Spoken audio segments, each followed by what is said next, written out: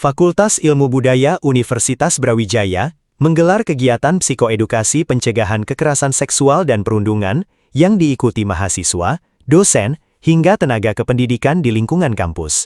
Kegiatan ini menjadi upaya membangun lingkungan akademik yang aman, nyaman, dan bebas dari berbagai bentuk kekerasan maupun bullying di perguruan tinggi. Sangat bagus sekali, ya. Perlu kita ketahui bersama bahwa ya akhir-akhir ini ya kan banyak terjadi kekerasan seksual, ya, terus banyak terjadi perundungan itu ya di kampus-kampus besar ya di Indonesia. Ya, saya kira di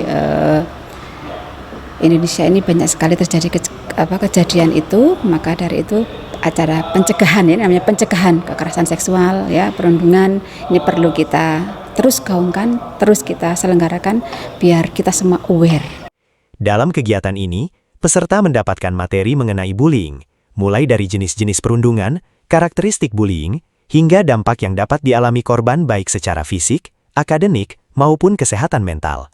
Narasumber menjelaskan bahwa bullying bukan sekadar candaan apabila tindakan tersebut dilakukan secara sengaja, berulang, dan menimbulkan rasa sakit atau tekanan pada korban. Materi yang dijelaskan adalah terkait dengan bullying, jenis-jenis bullying itu seperti apa, terus dampak bullying bagi pelaku maupun bagi korban bagaimana, dan juga bagaimana nanti mahasiswa ini memahami karakteristik bullying seperti apa, dan mengidentifikasi, oh kalau misalkan ada teman atau saya sendiri itu menjadi korban bullying itu seperti apa. Selain itu juga diajarkan bagaimana cara melakukan pencegahan dan juga pendampingan terkait dengan bullying, baik itu nanti bagi pelaku itu harus gimana kalau saya menjadi pelaku, oh kalau misalkan saya jadi korban itu apa yang harus saya lakukan, oh kalau misalkan saya jadi bystander atau pengamat itu juga apa yang misalkan bisa dilakukan, dan juga ada sosialisasi terkait dengan layanan yang bisa diakses bagi misalkan korban ataupun pelaku bullying seperti itu.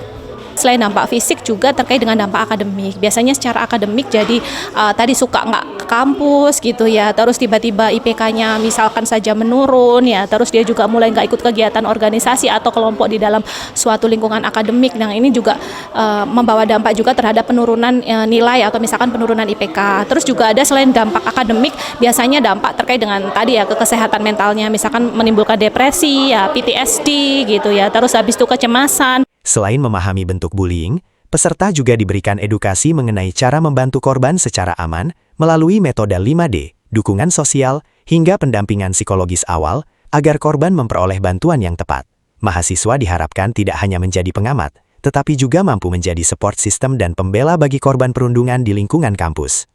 Yang pertama ya tadi yang saya sampaikan 5D ya. Yang pertama adalah langsung aja gitu disampaikan aja gitu kepada yang bersangkutan. Tapi pastikan dulu kalau misalkan kita dalam kondisi aman. Kalau kita dalam kondisi aman, situasi kita juga lebih senior, terus teman-teman kita banyak pada saat di situasi langsung kita sampaikan aja gitu. Kamu jangan gitu, langsung kita tegur gitu ya. Itu nggak apa-apa seperti itu. Tetapi juga bisa langsung misalkan kalau kita merasa kita nggak aman atau kita posisinya lebih istilahnya lebih rendah gitu ya, atau kita takut ya, kita bisa distract ya. Distract itu dengan cara apa?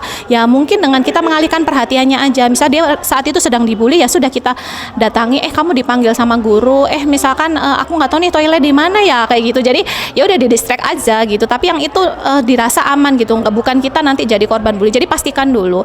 Atau tadi didelegasikan, kita bisa melapor kepada orang-orang yang punya wewenang. Dalam hal ini tadi bisa dosen, bisa Pak Satpam gitu ya, bisa kakak senior yang sekiranya bisa membantu untuk mendistraksi. Terus didokumentasikan kalau semisal, tapi juga pahami terkait dengan UU ITE ya, jangan sembarangan menyebar. Maksudnya di dokumen itu disimpan untuk dijadikan bukti-bukti ketika nanti dia mau melapor, karena itu penting sekali seperti itu. Atau tadi gitu menunggu untuk tadi kita tenangkan yang bersangkutan, kita tunda dulu dia dibully selesai, baru kita tenangkan, kita berikan dukungan sosial.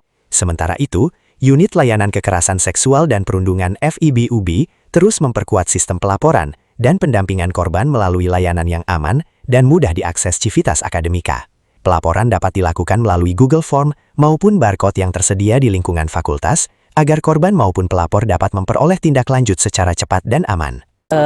Bagi Civitas Akademika bisa mengisi Google Form. Google Form ini ada di webnya FIB. Kemudian kami juga memasang stand banner di setiap ruangan sehingga Civitas Akademika bisa scan barcode untuk melaporkan kasus kekerasan seksual yang telah dialami. Kemudian kami segera menindaklanjuti di unit layanan. Ketua Dharma Wanita Persatuan Universitas Brawijaya menegaskan bahwa pencegahan kekerasan seksual dan perundungan membutuhkan keterlibatan seluruh elemen kampus melalui edukasi dan kampanye yang dilakukan secara berkelanjutan. Melalui kegiatan ini, mahasiswa diharapkan semakin sadar terhadap bentuk-bentuk kekerasan seksual maupun perundungan, serta berani menciptakan lingkungan kampus yang aman dan saling mendukung. Ya, ini memang sekarang ini kan kekerasan seksual dan perundungan sepertinya bukan hanya di kampus ya, memang sudah menjadi masalah besar. Saya rasa kegiatan-kegiatan seperti ini memang sebaiknya dilakukan untuk maba maupun untuk mahasiswa yang sudah belajar di sini. Dan saya berharap tidak hanya di FIB gitu ya, ini bisa dilakukan di semua fakultas karena masalah tidak hanya di FIB saja. Di semua fakultas harus ada usaha pencegahan. Jadi anak-anak agar bisa belajar dengan nyaman gitu kan, bebas dari perundungan dan kekerasan seksual. Itu intinya sih seperti itu. Dan memang kegiatan ini kan kerjasama dengan DWP Sahabat Kampus yang sudah kita jalankan selama 3 tahun. Alhamdulillah sekarang sudah banyak kegiatan-kegiatan entah baik dari DWP maupun dari fakultas. Jadi kita saling melengkapi ya, istilahnya seperti itu karena semua elemen kalau tidak bergerak juga akan sulit. Dan di sini kita mengupayakan untuk kampanye. Melalui kegiatan psikoedukasi ini, FIB UB berharap seluruh Civitas Akademika mampu memahami pentingnya pencegahan kekerasan seksual dan perundungan, serta turut berperan aktif menciptakan lingkungan pendidikan yang sehat, aman, dan bebas dari kekerasan.